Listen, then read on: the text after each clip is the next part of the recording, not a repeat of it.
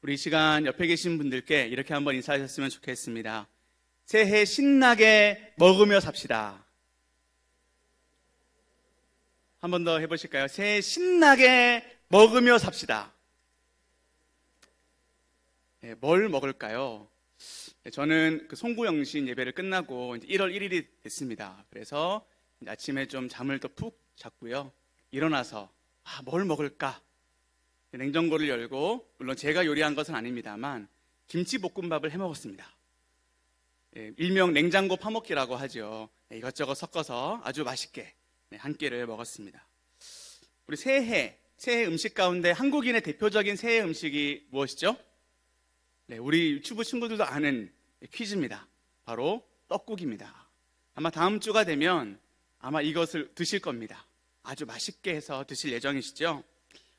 이 음식에는 다 의미가 있는데요. 특별히 떡국에도 의미가 있습니다. 떡국은 뽀얗고 하얗습니다. 국물이 뽀얗고 하얗죠. 자, 이것은 착한 삶을 의미한다고 합니다. 새해에는 더 착하게 살아야지, 이 떡국처럼. 그리고 긴 떡가래, 이것은 무병장수를 의미한다고 합니다. 새해에는 더 건강해야지, 우리 가족들 더 건강하기를.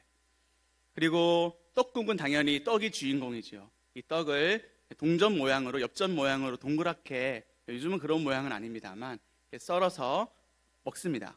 이것은 말씀드린 대로 엽전 모양, 즉 부자를 의미합니다. 그래서 새해에는 부자가 되기를, 더 우리의 사업도 잘 되고 뭔가 다 잘 되기를 기원하는 마음이 그 음식 가운데 있다는 것이죠.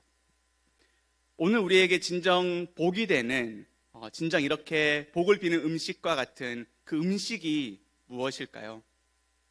오늘 말씀, 이 시편의 말씀에는 새해를 열면서 우리에게, 또한 새로운 인생을 시작하는 우리에게, 새로운 스타트를 하는 우리의 모든 그 시작 가운데 음식, 먹어야 할 것을 말해주고 있습니다. 새해 꼭 이것을 먹으시기를 예수님의 이름으로 간절히 축복합니다. 우리 첫 번째로 기억해야 될 것은 한번 같이 읽어보시겠습니다. 시작. 새해 말씀을 신나게 먹으세요. 오늘 말씀, 어쩌면 우리 유튜브 친구들부터 많이 암송하는 말씀, 잘 아는 말씀입니다. 그리고 시편의 문을 여는 그 말씀인데요.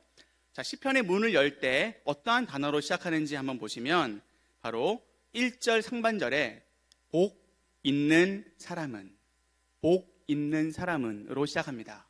우리가 이 말씀을 볼 때에 이렇게 해야지 복이 있지, 이렇게 하면 복이 있지라고 생각을 하지만 그러한 뜻이 아니라 이미 복이 있는 사람, 이미 복을 한껏 누리고 있는 사람, 이미 많은 사람들의 부러움을 사고 있는 그러한 복 있는 사람을 뜻하는 것입니다. 아니 어쩜 저분은 얼굴도 잘생겨, 음성도 좋아, 키는 좀 작지만 참 뭘 잘해, 이렇게 부러워하시는 분도 있으실 겁니다. 저는 아니고요. 어떤 사람을 보면 저 사람은 키도 커, 돈도 많아, 아니 자식들은 저렇게 한마디도 혼내지 않는데 잘 돼. 그건 거짓말 같아요. 어떻게 혼내지도 않는데 잘 돼. 그리고 뭐든 잘 돼. 그러한 사람이 바로 이 복 있는 사람이 아니라, 세상의 기준으로 잘 된다, 복이 있다라는 것이 이 복 있는 사람이 아니라 사람들의 부러움을 사고 이미 행복한 상태에 있는 이 사람은 바로 2절 말씀의 사람입니다. 우리 2절 말씀을 함께 다시 한번 읽겠습니다. 오직 여호와의 율법을 즐거워하여 그의 율법을 주야로 묵상하는도다. 아멘. 쉽게 말하면 율법, 즉 말씀을 즐겁게 먹는 사람입니다. 말씀을 즐겁게 먹는 사람. 그렇다면 우리 두 번째로 생각해야 될 것이 있습니다. 복 있는 사람은 말씀을 즐거워합니다. 즉 이미 많은 사람들의 부러움을 사고 본인 스스로도 너무 행복한 이 사람은 즐거워하는 것이 있는데요, 그것이 바로 말씀을 즐거워한다라는 것이죠. 2절 상반절에 보시면 오직 여호와의 율법을 즐거워하여, 여기서 즐거워한다라고 하는 헤페츠라는 단어는 기쁘다, 그리고 내가 간절히 소원한다, 그리고 마음에 둔다. 이것이 모든 것의 가치 기준이다. 여기에 가치를 두는 그러한 사람을 의미하는 것입니다. 즐거워서 이것을 막 찾는 것. 우리가 삼시세끼를 먹는데요. 물론 이것도 즐겁습니다. 그렇지만 저의 경험상 더 즐거운 것은 야식입니다.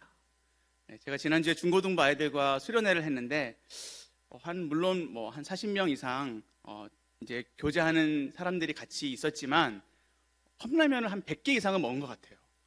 물론 컵라면만 먹인 건 아닙니다. 고기도 먹였고요. 맛있는 거 많이 먹였는데 또 컵라면 또 사러 가고 그 서종 마트에 이제 아주머님이 저희가 오면 이제 기뻐하시더라고요. 또 오셨네요. 라면 사러 오셨네요. 이렇게 야식을 찾는 것 얼마나 즐겁습니까? 하루에 3번 밥도 먹는 것도 좋지만 또 찾는 것. 오늘 우리의 즐거움이 무엇인지를 한번 점검해 봅시다. 음식도 당연히 라면만 먹으면 안 됩니다. 건강이 나빠집니다.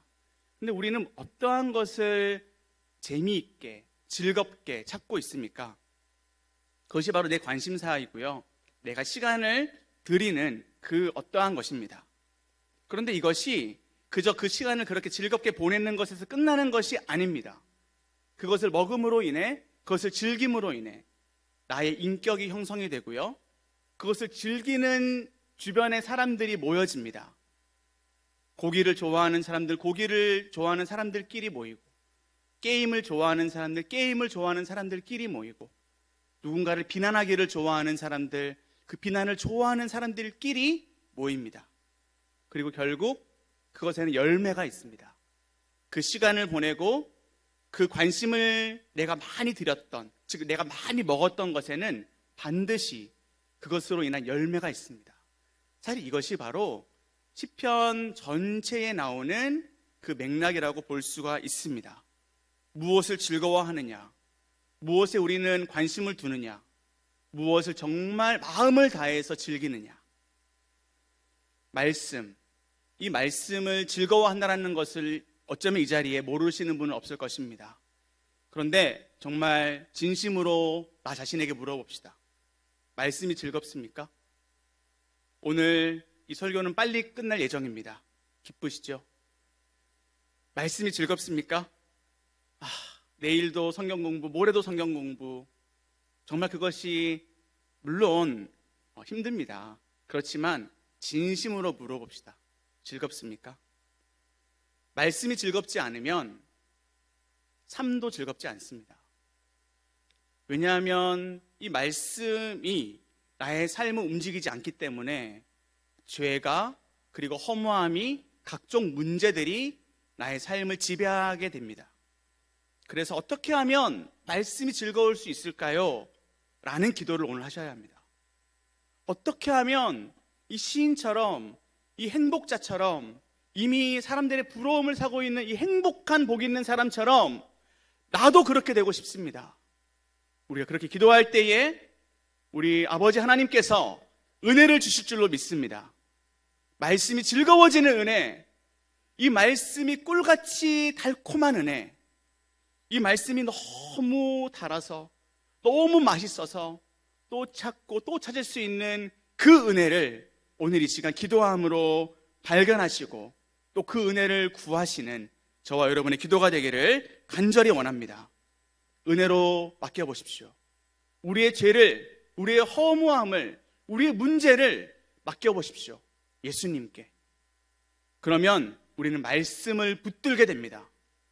우리의 문제를 아버지께 맡길 때에, 우리의 지금의 상황을 아버지께 맡길 때에 우리는 반드시 답을 발견하게 될 것입니다. 말씀을. 그렇다면 그 말씀이 우리의 해답이 되어 이 말씀은 점점 너무나도 달콤한 것이다라는 것을 우리는 경험적으로 깨닫게 될 것입니다. 당부드립니다. 말씀을 쇼핑하지 마십시오. 우리 담임 목사님의 말씀, 부목사님의 말씀, 다른 교회 어떠한 목사님의 말씀, 어떤 강사의 말씀, 유튜브를 켜면, TV를 켜면, 라디오를 켜면 언제든지 쇼핑할 수 있는 시대입니다. 여기에서 말씀이 즐겁다라고 하는 것은 이 말씀으로 인하여 우리가 반드시 변화되고 이 말씀으로 인하여 우리가 행복해진다라는 겁니다. 유튜브에서 어떤 좋은 목사님의 강의와 말씀을 들어보십시오.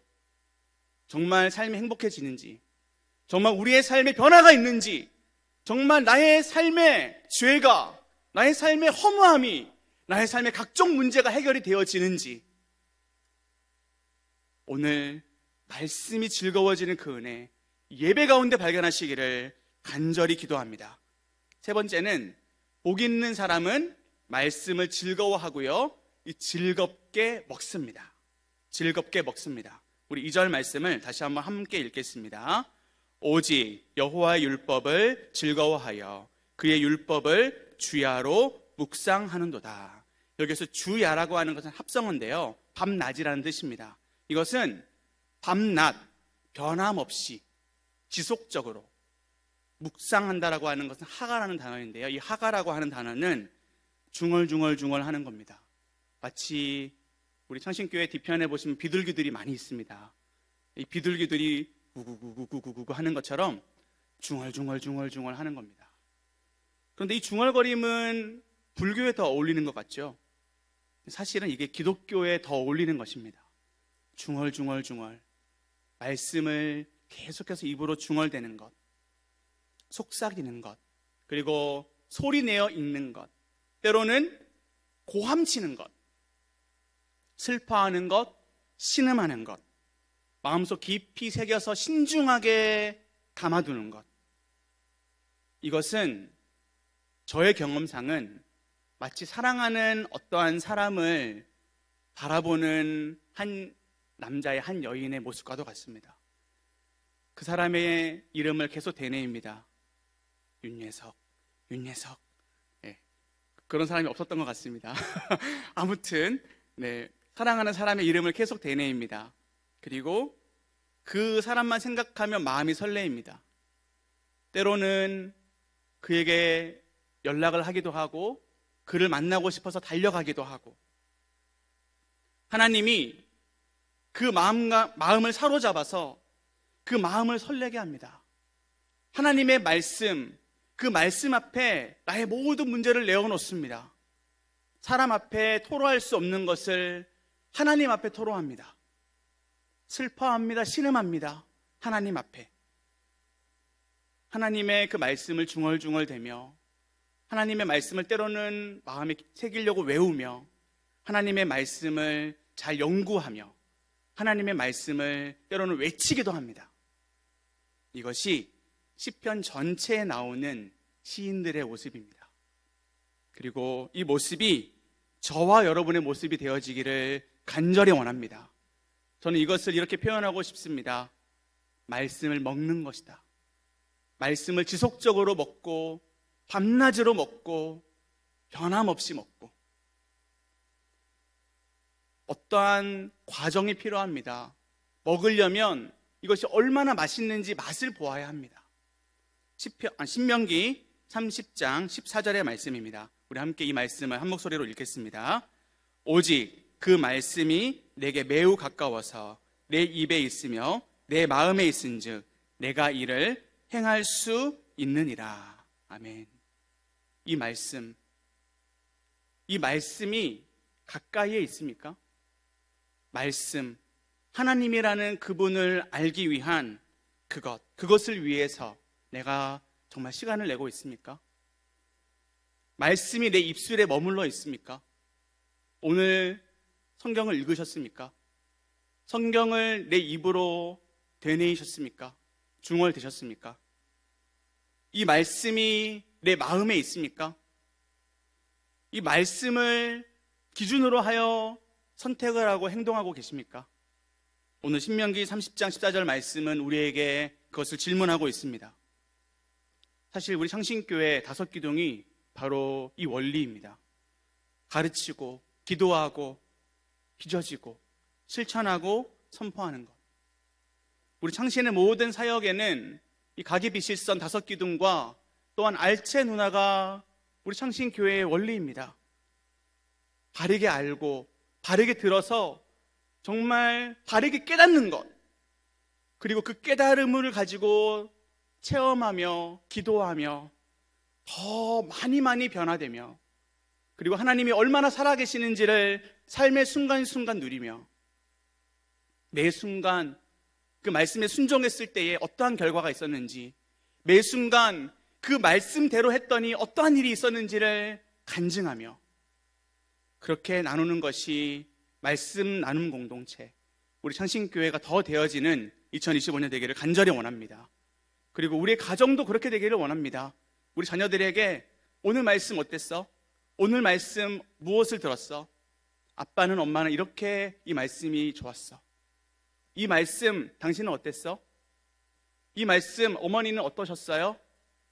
함께 나누는 그러한 공동체가 될 때에 우리는 말씀을 입에 두고 말씀을 마음에 두고 이 말씀을 먹는 그러한 삶을 살게 될 것입니다.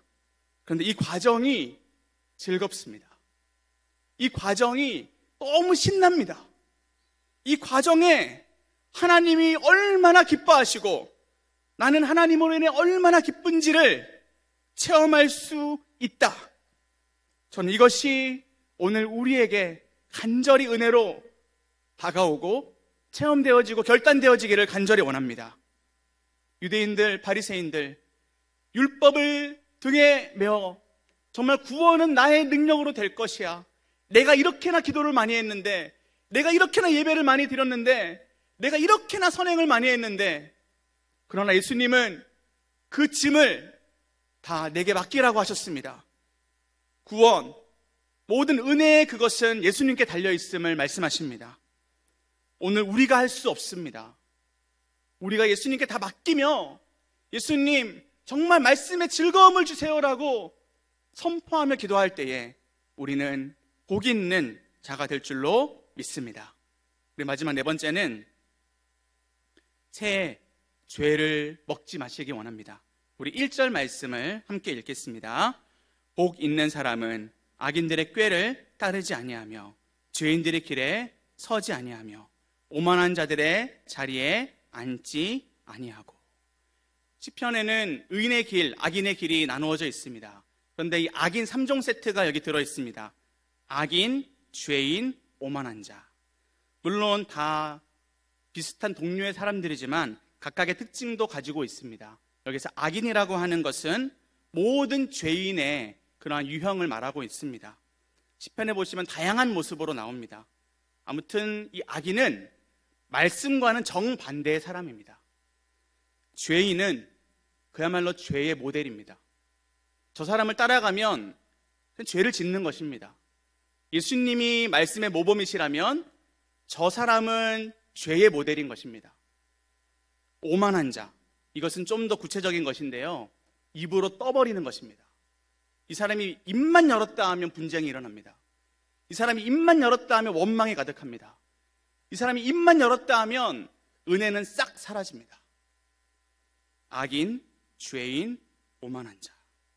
그런데 이것에 이 단어에서 끝나는 것이 아니라 동사도 세 가지가 나옵니다.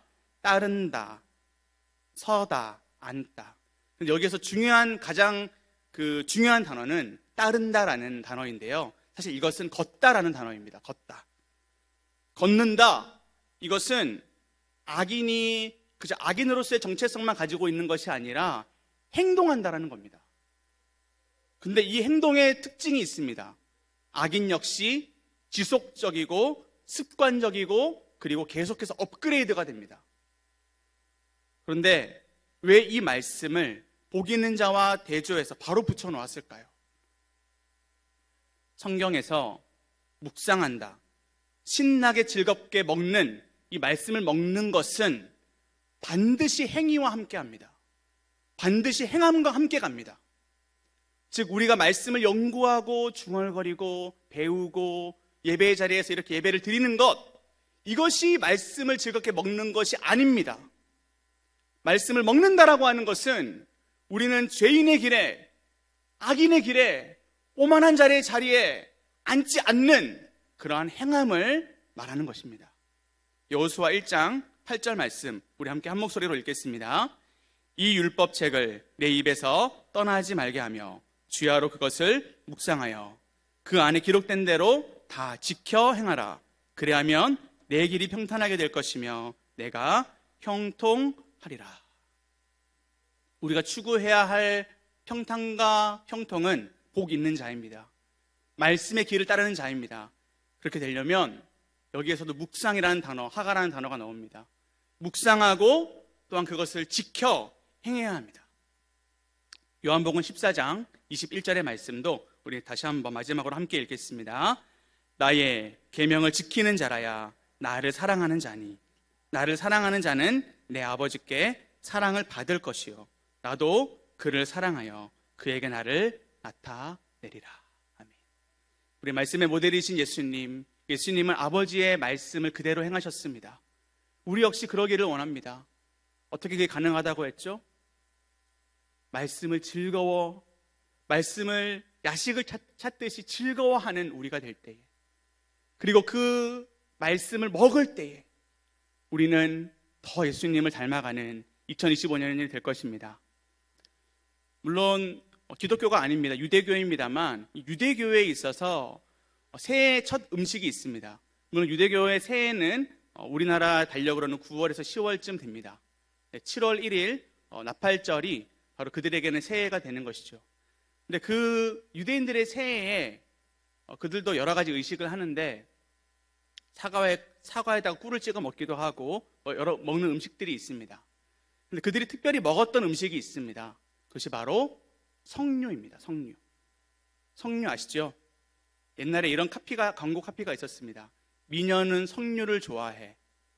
석류에 에스트로겐이라는 성분이 있어서 그런 건데, 아무튼 이 석류를 먹었습니다. 왜 석류를 먹었을까요? 석류를 드셔보신 분은 압니다만, 이 석류를 딱 열면 석류 안에 이제 알갱이가 엄청 많습니다. 그런데 유대인들은 이 알갱이가 613개라고 믿었습니다. 613개인지 612개인지를 세면서 먹은 것이 아니라 이 석류의 의미를 담은 것입니다. 이것을 먹으면서 올 한 해 말씀대로 이 말씀을 붙들며 살겠습니다라는 마음으로 먹었던 것이죠. 그리고 그들이 절대 먹지 않았던 것이 있습니다. 그것은 바로 아몬드입니다. 왜냐하면 아몬드를 먹으면 목에 이 아몬드가 걸리기 마련이거든요. 그래서 많이 먹지 못하기 때문입니다. 이것은 말씀을 뱉어내지 않겠다라는 의미가 담겨져 있다고 합니다. 우리 사랑하는 성도님들, 우리는 무엇을 먹어야 합니까? 죄를 먹어야 합니까? 말씀을 먹어야 합니까? 심지어 유대교의 유대인들도 이렇게 하는데, 오늘 우리는 정말 이 말씀에 대한 헌신, 이 말씀에 대한 열정, 이 말씀에 대한 즐거움이 있습니까? 아니면 오늘 이 예배도 형식적으로 드리는 것입니까? 우리의 모든 기도도 형식은 아닙니까? 말씀을 붙잡고 하는 기도가 얼마나 능력 있는 기도인지, 예수님의 이름을 부르며 기도할 때에 예수님께서 어떻게 일하시는지를 2025년에는 반드시 경험하시기를 간절히 원합니다. 말씀을 먹어야만 싸울 수 있습니다. 힘이 있습니다. 말씀을 먹어야만 우리는 허무하지 않을 수 있습니다. 말씀을 먹어야만 우리는 하나님의 자녀라는 사실이 더 깊이, 더 분명히, 더 확실히, 그리고 그것으로 더 즐겁게 되는 우리를 발견하게 될 것입니다. 복 있는 사람, 우리 창신의 모든 하나님의 자녀들, 우리 모두가 다 그렇게 복 있는 사람 되어 말씀을 즐겁게 먹는 우리가 되기를 예수님의 이름으로 간절히 기도합니다.